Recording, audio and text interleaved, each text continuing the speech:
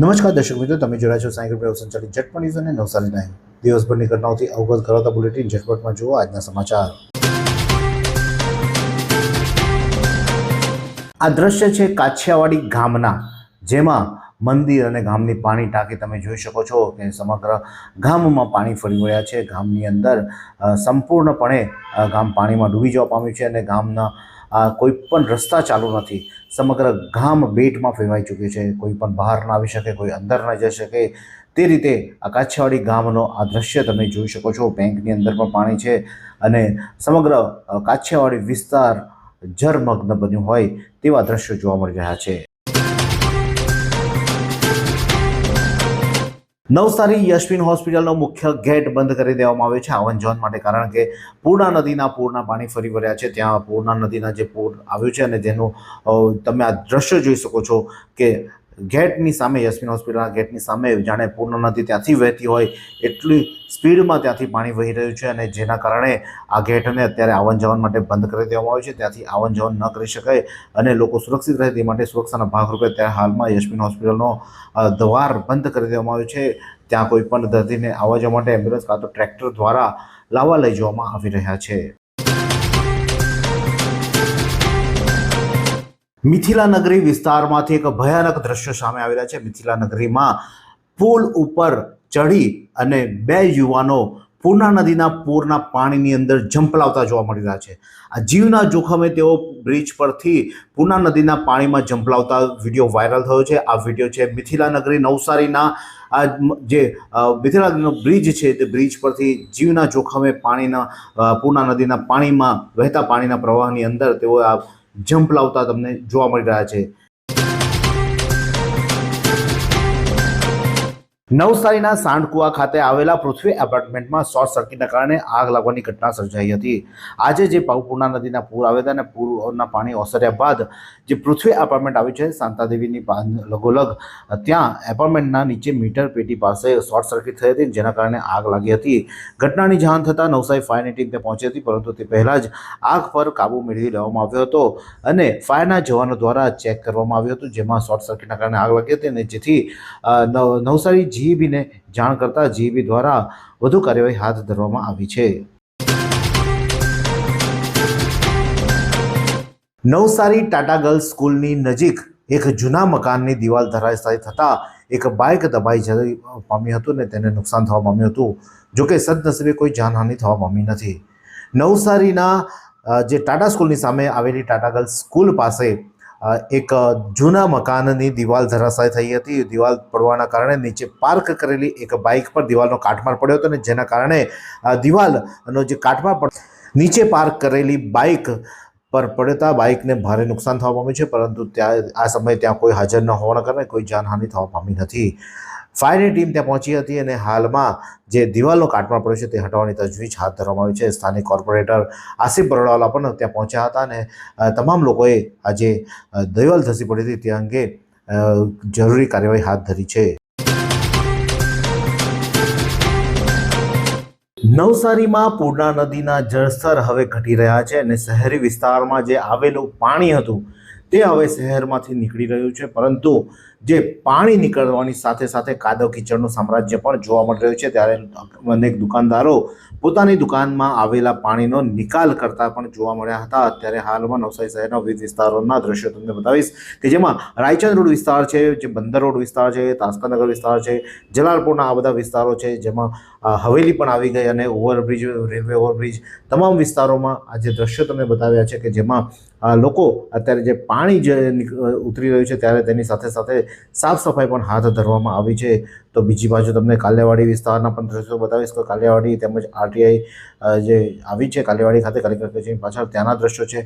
Ring road પાસેના પણ તમે દ્રશ્યો જોઈ શકો છો. તો ઝવેરી સડકના પણ વિવિધ દ્રશ્યો તમે જોઈ શકો છો. મચ્છી માર્કેટ ખાતે પણ શું પરિસ્થિતિ છે, બેસદ ખાડા, મહાવીર સોસાયટી, ઝવેરી સડક તેમજ પૂર્ણા નદીની સપાટી કેટલી છે તે પણ તમે આ જોઈ શકો છો. આ તમને અત્યારે હાલના જે લાઈવ દ્રશ્યો છે તે તમને બતાવીએ છીએ કે પૂર્ણા નદી અત્યારે હાલમાં 24 ફૂટની આજુબાજુ વહી રહી છે.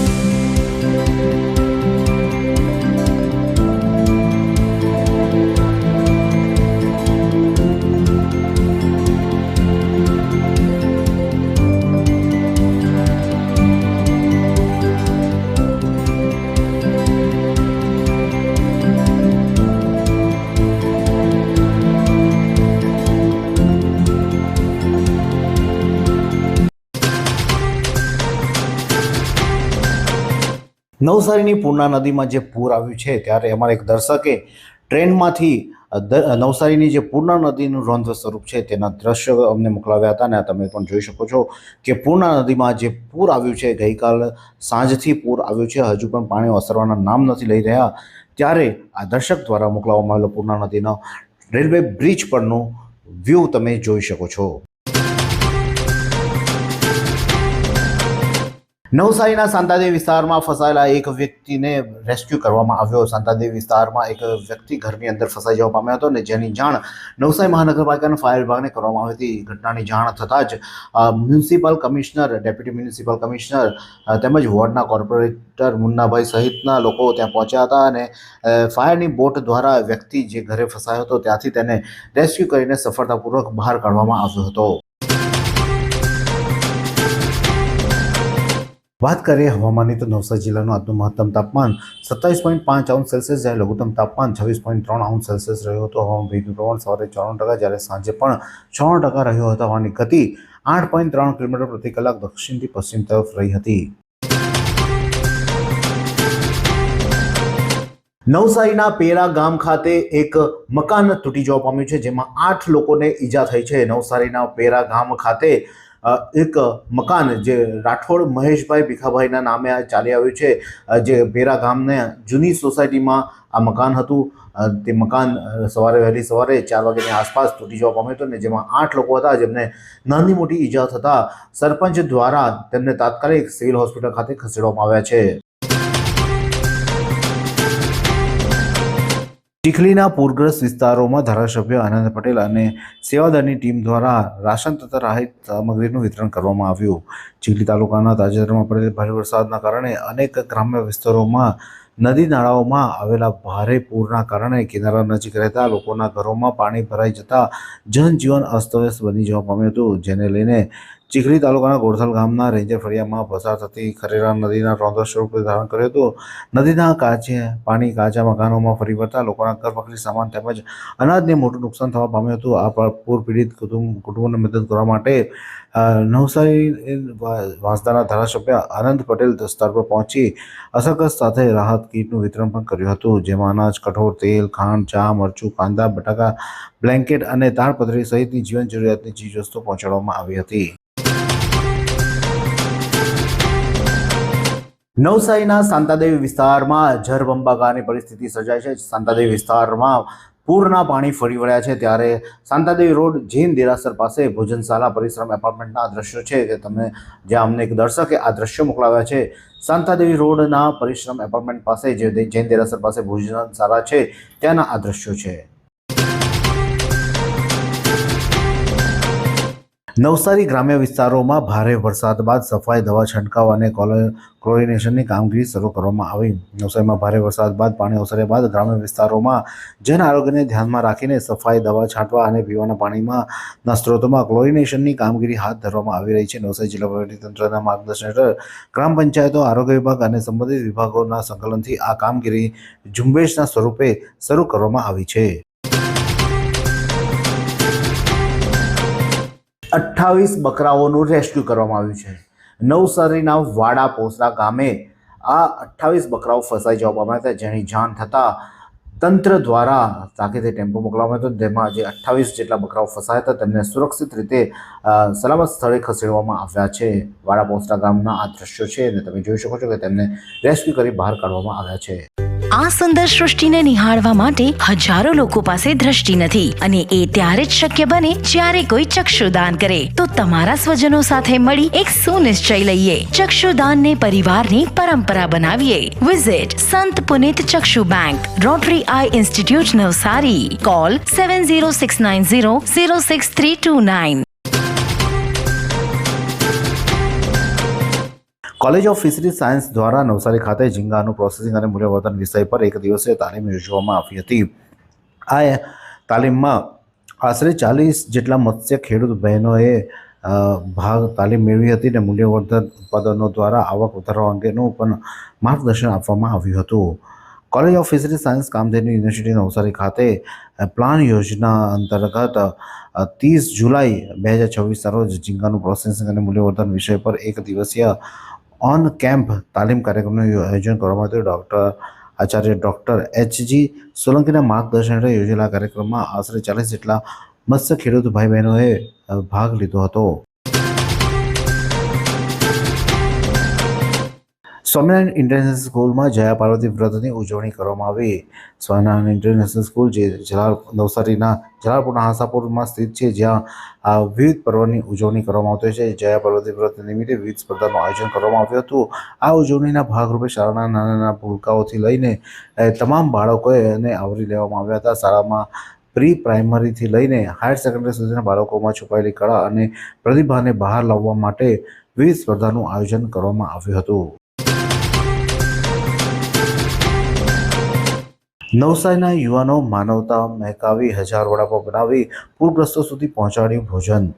નવસારીના સર્જાયેલી પૂરની વિકટ સ્થિતિ દરમિયાન અનેક વિસ્તારોમાં લોકો ભૂખ્યા હાલમાં ફસાઈ જવા પામ્યા હતા. વિવિધ સેવાભાવી સંસ્થાઓને રાહત તેમજ ભોજન સેવા કાર્ય પહોંચાડી હતી.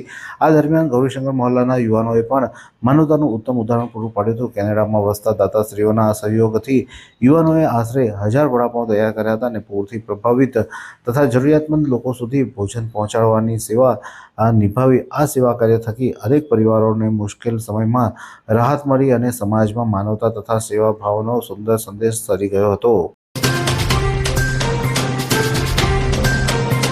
ગણદેવીના ગણદેવા ખાતે વીજકરણથી જીવ ગુમાવનાર હળપતિ પરિવારના મૃતક શ્રમિકોના પરિવારજનોને સહાય અર્પણ કરવામાં આવી. નવસારીના ગણદેવી તાલુકાના ગણદેવા ગામે હટવાડા ફળિયામાંથી પસાર થતા ટેમ્પોને 11 કેવીની જીવંત વીજ તાર અડી જતા સર્જાયેલી દુઃખદ ઘટનામાં જીવ ગુમાવનાર હળપતિ પરિવારના 3 શ્રમજીવી યુવાનોના પરિવારજનોને કેન્દ્રીય જળશક્તિ મંત્રી સી.આર. પાટીલ તેમજ રાજ્યના આદિજાતિ વિકાસ મંત્રી નરેશ પટેલના હસ્તે સહાય ચેક અર્પણ કરવામાં આવ્યા હતા. જેમાં કલ્પેશ વરુણભાઈ હળપતિ ઉંમર વર્ષ 27ના પરિવારને 5.20 લાખ, નીતિન વિનોદભાઈ હળપતિ ઉંમર વર્ષ 32ના પરિવારને 5 લાખ અને જીગર નીતિનભાઈ હળપતિ ઉંમર વર્ષ 21ના પરિવારને 5.54 લાખની સહાય આપવામાં આવી હતી. લાયન્સ ક્લબ મિડ ટાઉન નવસારીએ ગુરુ પૂર્ણિમાએ 3 શાશ્વતોનું સન્માન કરી ગુરુવંદના કરી.